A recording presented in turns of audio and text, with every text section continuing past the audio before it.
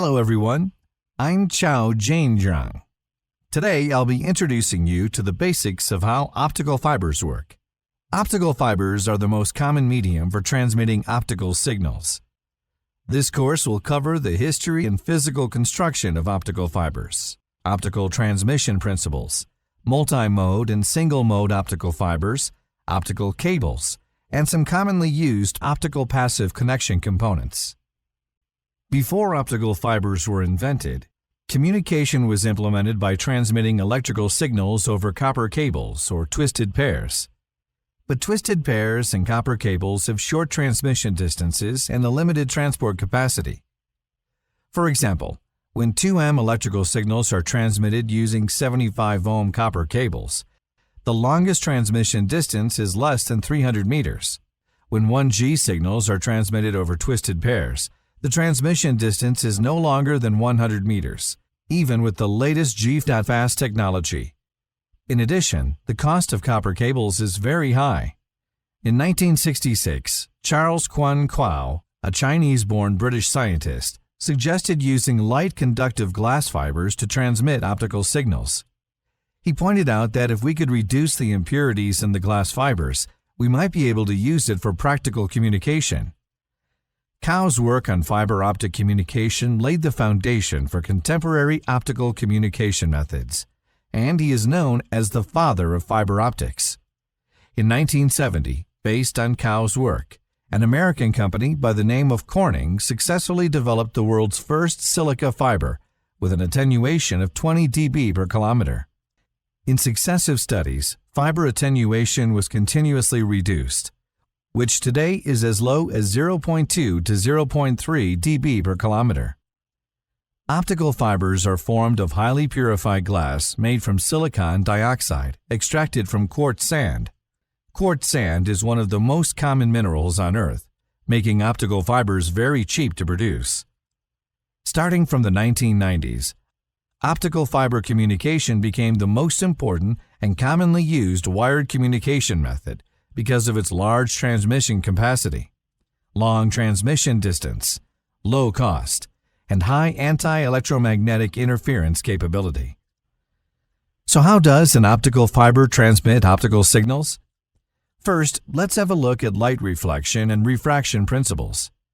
As we can see from the figure, when an optical signal travels from medium 1 into medium 2, both reflection and refraction occur at the interface. If the refraction index of medium 1 is higher than that of medium 2, the refraction angle is greater than the incident angle. There exists a critical angle. When the incident light reaches the interface between medium 1 and medium 2 at the critical angle, the refraction angle will be 90 degrees. In this case, the optical signal will not enter medium 2. When the incident angle is greater than the critical angle, total reflection occurs. In this case, the optical signal will be limited within medium 1 and will not enter medium 2.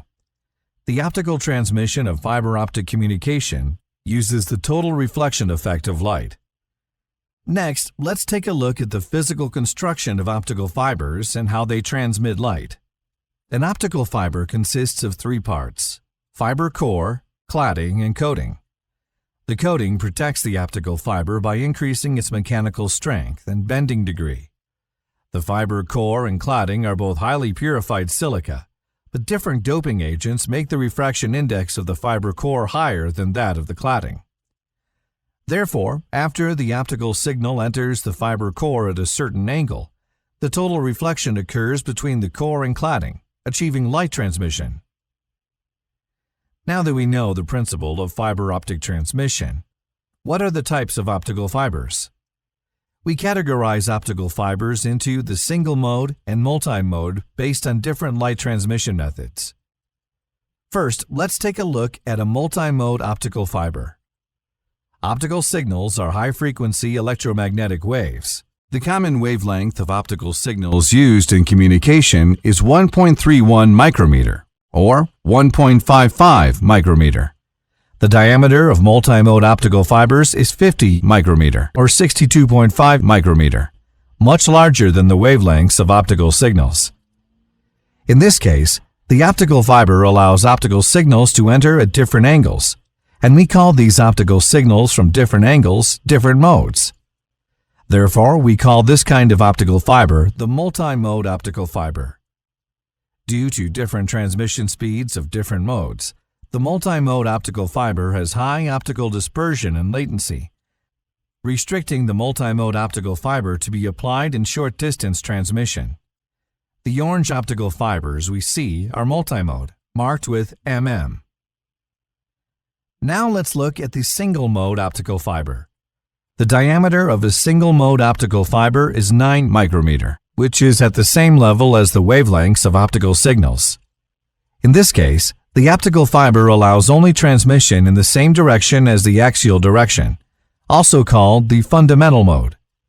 We call this kind of optical fiber the single-mode optical fiber.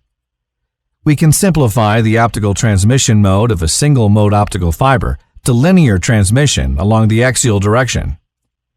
Single-mode optical fibers have large capacities and long transmission distances, and they are the most commonly used optical fibers in contemporary optical communication.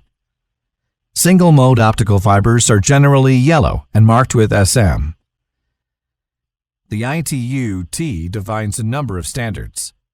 Our commonly used standards are G.651, G.652, G.653, G.654, and G.655.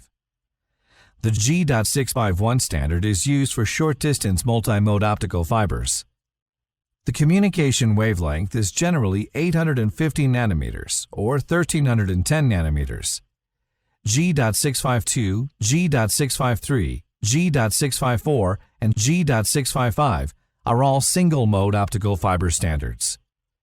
The G.652 optical fiber has the optimal performance and is the highly recommended type in our WDM system. G.653 and G.655 fibers have strong nonlinear effects and therefore are not suitable for the WDM system. G.654 optical fibers are mainly used in submarine cable systems. I'd like to briefly mention that the attenuation varies under different wavelengths. The 850 nanometer wavelength has extremely high loss and is therefore used only for short-distance transmission. The multi-mode signals are used for transmission due to low cost. In the 1310 nanometer wavelength range, the attenuation level is appropriate for both multi-mode and single-mode signals. The attenuation in the 1550 nanometer wavelength range is the lowest, and therefore we use this range in the WDM system. Next, let's take a look at optical cables. An optical cable is often composed of optical fibers, plastic tubes, and a plastic coat. We can bury it underground, hold it in the air, or apply it to the submarine cable system accordingly. Optical fibers in a WDM system are generally buried underground. A stranded loose tube optical cable has a strengthening core, buffering tubes, and a coat. Each buffering tube has several optical fibers, and an optical cable often has 6, 12, 48, or 96 optical fibers. Finally, let's take a look at some common optical passive connection components. Let's look at the optical fiber connector first. Optical fiber connectors are mainly used for the precise connection between two optical fibers, so that the optical signal energy can be maximally coupled to the receiving optical fiber, implementing the interconnection between different optical ports. Optical fiber connectors are classified into ferrule connectors, square connectors, Lucent connectors, and mechanical transfer registered jack adapters, according to different port types. Currently, the most commonly used types are FC, SC, and LC. FC is a round connector that is fastened by a screw thread. SC connectors are square and use the bayonet design to facilitate installation and maintenance. LC is an enhanced edition of SC. It also uses the square structure and the bayonet design, but is only half the size of an SC. The density of LCs during installation and maintenance is relatively high. The LC interface is used the most in the WDM system.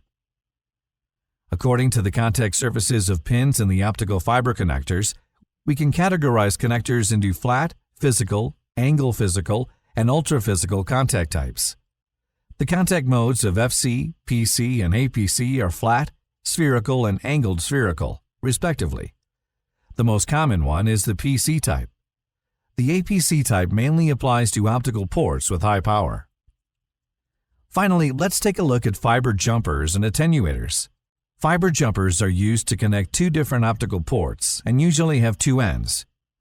Based on the port types at both ends, we can categorize them into FC-SC, FC-LC, and FC-FC. Optical attenuators are mainly used to attenuate optical signals so that the optical power is within the allowed range of the receive end component, preventing overload or burning the receive end component.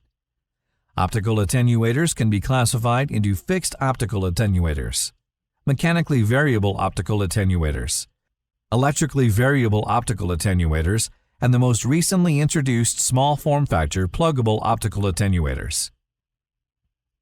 Well, that's all for this course.